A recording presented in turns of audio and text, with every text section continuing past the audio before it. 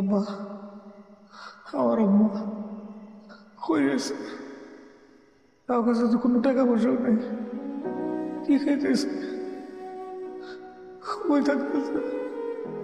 ও ও, আমি তো বুঝতে পারি না। নিশ্চয় ভালো কোথাও আছে। ভালো করেছে মানে ও দেও, কোনোদিন আমার বাবা আমার গায়ে একটা থাপ্পড় মারে নাই। আমার বাবা আমার মারে নাই।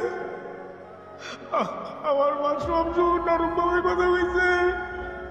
আমি আমার বাবার লগে চিল্লাচিল্লি করছি।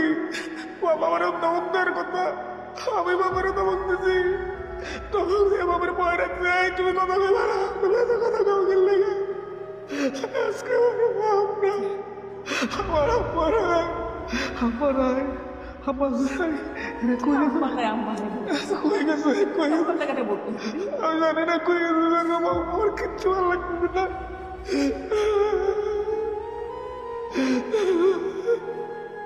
শান্ত আমি কেমনে জানতো গো?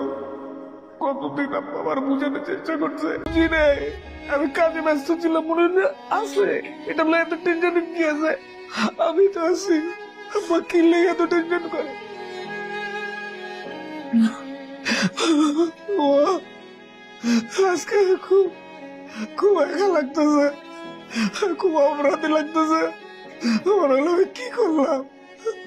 আমি কি করলাম? আমার বাবা মা আব্বার লোকে কি খারাপ ব্যাপারটা করছে বিশ্বাস করো, বিশ্বাস করো। কোনোদিন শুনতে চাই নাই, আম্মা কি করতে চাই, আম্মার দিকে ফিরেও তাকাই নাই। একটু শান্ত হো। কেমনে জানতো? আমি কেমনে জানতো? তুমি কি করতেছো? একবার করতেছো, কেমনে জানতো? আমি কেমনে শান্ত হবো? আমার বাপ কই? বুঝতে পারছো? আমার আম্মা কই? এরা কই? এরা কই গেছে? ঢাকা শহরে কই কেউ নাই, আমি ছাড়া তো কেউ নাই। আমি তো বললাম আমরা খুঁজবো, সবাই মিলে খুঁজবো আমরা।